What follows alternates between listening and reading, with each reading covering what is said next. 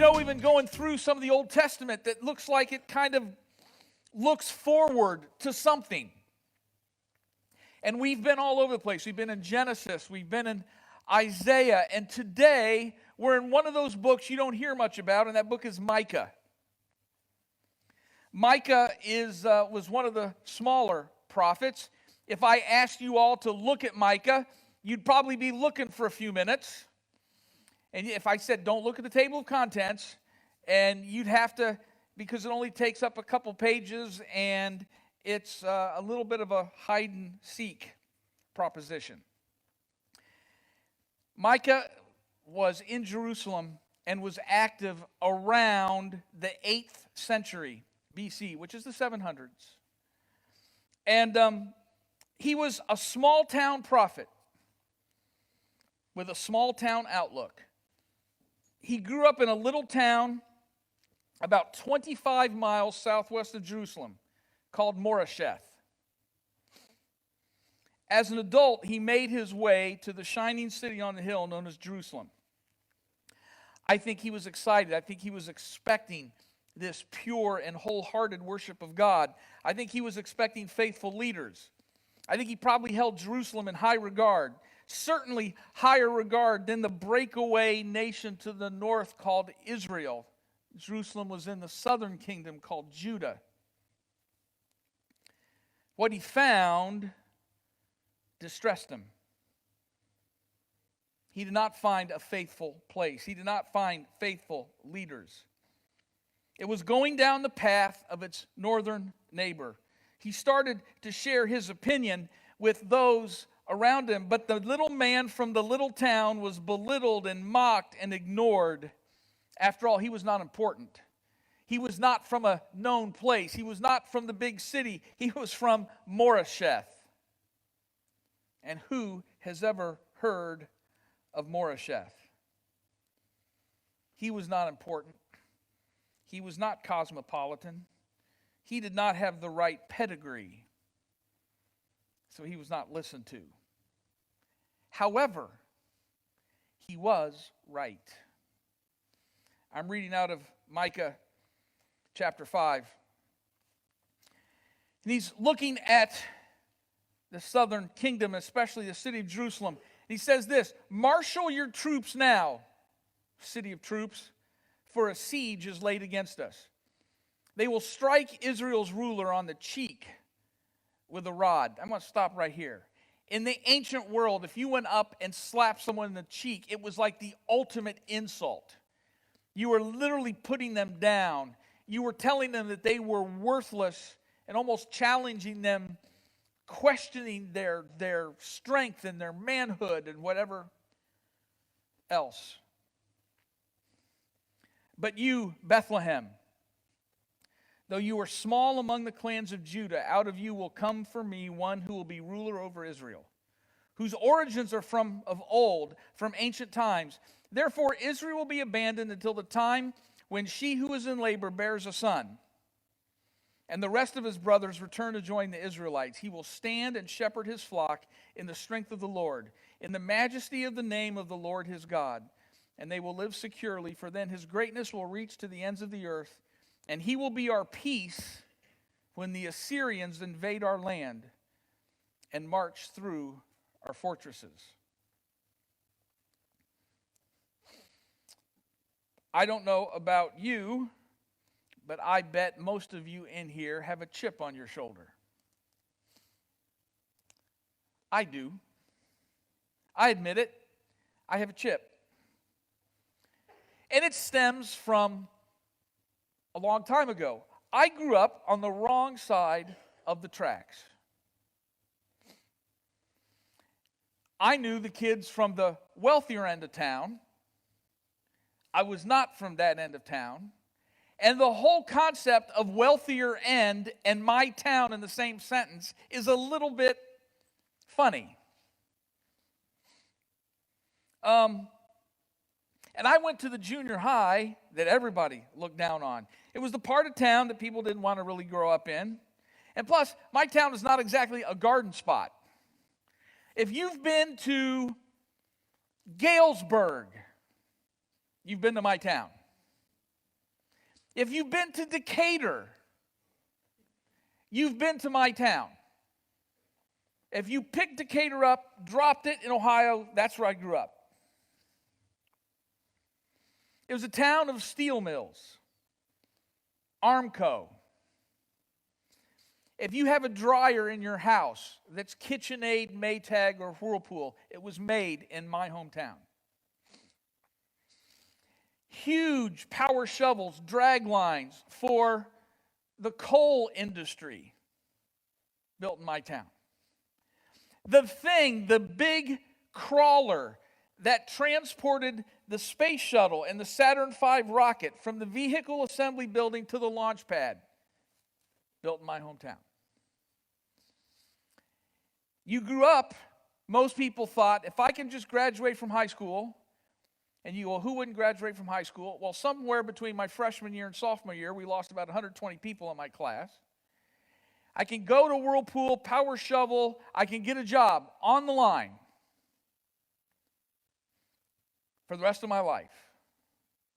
There's nothing at all wrong with that in any way, shape, or form, except about 1982, before we graduated, the 3,000 jobs that were power shovel when I was a freshman, by the time I graduated as a senior, every last one of them was gone.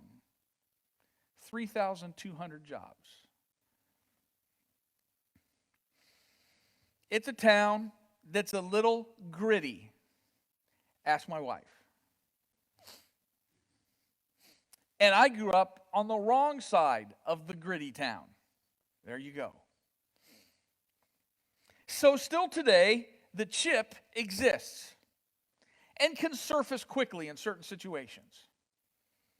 When people belittle the guy that works every day, the chip shows up. The single mom that struggles every day to get through dinner and bedtime and chores and then gets up and starts the whole process over again. When anybody says something negative about the simple job or whatever the struggle that she has, the chip shows up really, really fast. When people who should know better and people in authority make life tougher for the simple guy that's struggling to go to work in the mill, in the Whirlpool, I can go around my block. When my mom got remarried, Dave worked at Boise Cascade pressing the ink on big boxes that would then go to Whirlpool to put the dryers in. Billy's dad across the street, he worked on the line at B.F. Goodrich. Bryant's dad around the corner, he was foreman at the Quaker Oats plant that made the kennel ration dog food. Danny's dad was butcher at Kroger. I can keep going. That's just the neighborhood. The person in authority who marginalizes or belittles the single mom, my temperature goes up just a bit.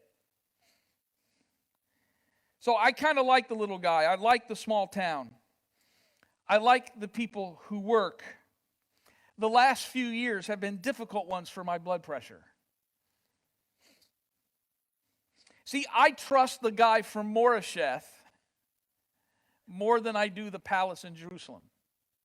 I trust the guy from Waldo. Again, that's the little town right outside of my town. It's actually a town named Waldo. More than I trust the guy who just came out of his office in Congress. So I have a little chip from time to time. Some of you do too. I look around the room and I can go through the Shelbyvilles and Brookvilles and Gettysburgs and Marions and all the little places that I see represented here. We all feel the slights. Maybe we don't have the high-powered job. We don't live in the mansion. And so we feel somehow less than them or her because they have the big house or whatever. We hear the condescension from those who think they are elite. We even know the terms. We've heard them. Non-essential. Flyover country. That's that one. That's this one. Hick from the sticks. Just trust them. They know better than you. because you live in flyover country. You're the hick from the sticks. You're whatever else. We feel this at work. We go to work, the person in the cubicle next to us that make us feel less than. At school meetings, there's that coworker or acquaintance that always somehow makes you feel less than. And in those moments, resentment can build, and we start to struggle a little bit. We say, I held my tongue in check, but we come home and we feel off. We feel like that upset is like boiled a little bit, and we just feel a little uneasy. We can start to dislike that person or those people. We can even start to feel the little inklings of hate boil up. And not without reason. You can't help that you're from Morisheth. You can't help you're from Waldo, Brookville, Connorsville. I'm going through towns I've been in. But at least you're not corrupt. You don't treat people the way that they treat people. And it's frustrating. It's frustrating because you just wish that someone noticed. And we live in a world, it seems like all the time, no one notices. And we live in a world where people treat people routinely poorly all the time. And we want to yell at the TV, don't you know we can see you? And you can use all the flowering words you want, but we see what you're doing. We see how you're treating people. We see the damage that you're doing. We see it. If I didn't believe strongly in a God that sees and notices and has rewards, my sanity would be daily threatened.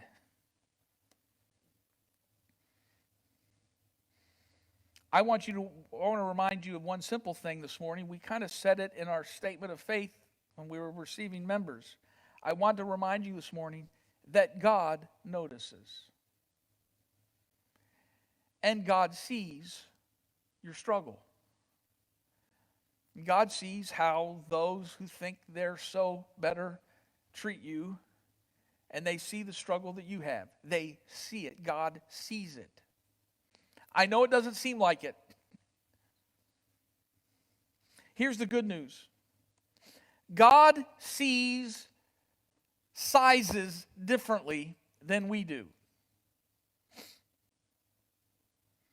The whole Scripture is full of examples. The last person you would pick to be the king was the small guy, the runt of the family. Oh, you know him as David. When the people need to be delivered, some big muscular guy has to be the guy that would be picked. But no, he picks kind of another relatively small guy who laughed himself when the angel showed up and says, "Greetings, mighty warrior." Oh, you know him as Gideon.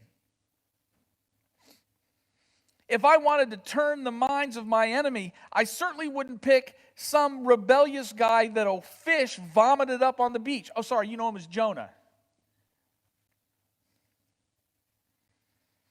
When confronting easily the most powerful kingdom on earth, not even close, you know it as Babylon, that he would pick 3 relatively young youths, kind of down the ladder, Shadrach, Meshach, and Abednego. They didn't have a chance against that king. So much so that they went up and said, "Listen, king, our God can save us from you. But even if he doesn't, we still are not going to bow down and worship your idol today." See, there's a pattern here that remains. God, for some reason, still uses the humble, the neglected, the seemingly less important. God seems to find, honor, and actually change the world, not through the palaces of Jerusalem, but through the Moresheths.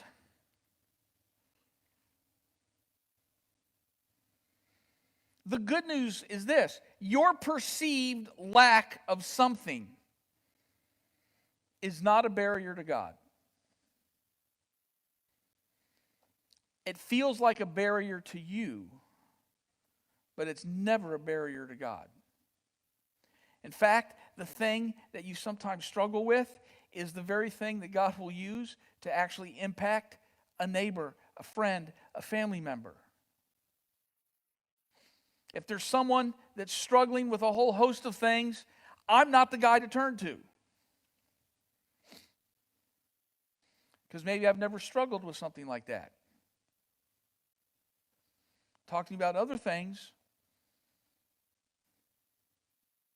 that I've had to battle or struggle with, that seems to be where I find effectiveness with other people. And here we find Micah from this Moresheth. Now, finally back to the text.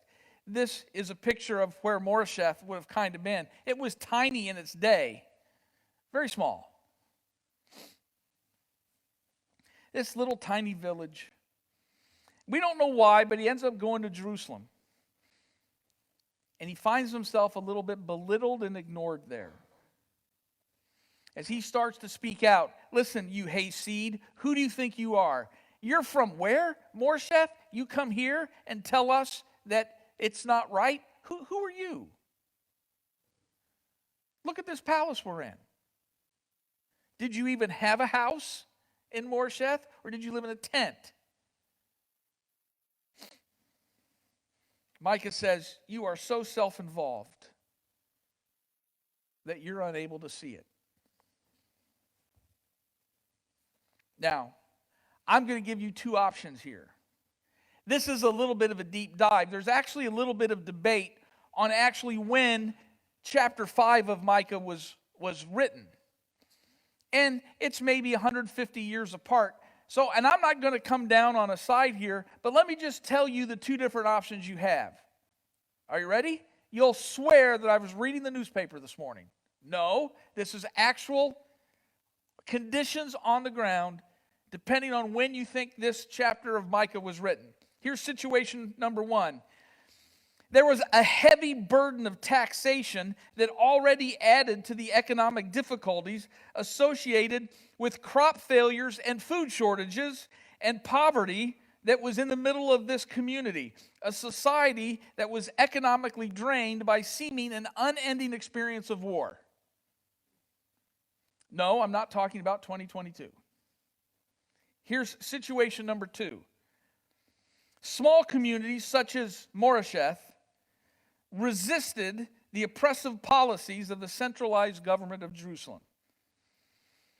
All of this occurs against the background of turning Judah into a vassal state where all resources would be forcibly extracted from the backwater provinces for the massive projects of the people in the centralized government. No, I didn't read the Tribune this morning. Can I say, I don't know which it is, but both are perfectly fine for today. Micah goes there and he says, listen, I know you're in Jerusalem and I know you have the temple and all this stuff going on and you think everything's going swimmingly. I'm telling you it's not. You are unfaithful. You are idolatrous. You have neglected and forgotten what's important. Your kingdom is going to be gone, and the Assyrians are going to march right over you. And you think that God's going to rescue you, and it's not going to happen in the way that you want, and you will not be in charge anymore. Your kingdom will be gone. You won't be king, and this kingdom will not be what you think it should be. However, and then he rises up, and Micah says, let me tell you something. God has not abandoned you.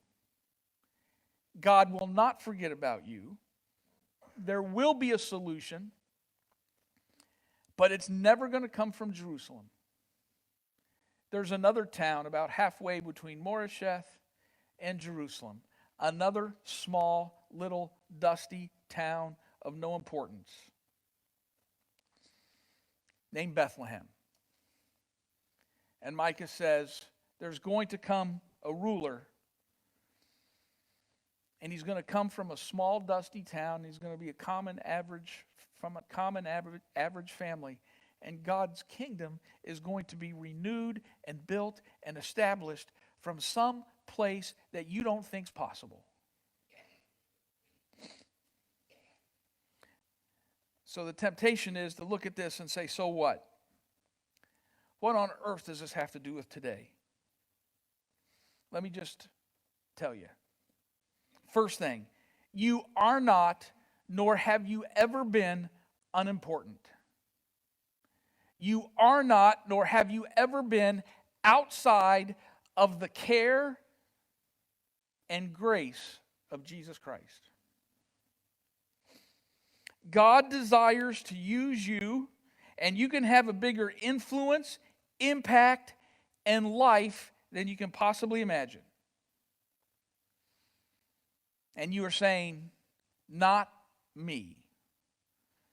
Don't get me up in front of anybody. I can't talk. Don't get me in front of anybody. I can't sing. Don't ask me to do everything else. Don't ask me to go talk to anybody. I don't like when I go talk to people I don't know. If God uses Rahab, that was a prostitute. God can use you. If God uses Ruth, God can use you. If God can use Saul of Tarsus, God can use you. And I know we live in a world where we watch news out of New York, and we have futures traded in Chicago, and we have all the decisions in Washington, D.C., and we have all these things going on, and marvelous speeches followed by 10 minutes later by that White House office saying, well, what he really meant to say was, but that's another story. And then you have all this stuff happening. And God continues the circle in the Mundeleins and the Wakandas and the Volos and the Gurneys and the Round Lakes and the Grays Lakes of the world. In the middle of all this, God says there's one who will be born in Bethlehem and will die and rise again out of love for you. And if God can use the Moresheths and the Bethlehems, He can certainly use you today. You are more important and more vital and more loved than you can possibly imagine.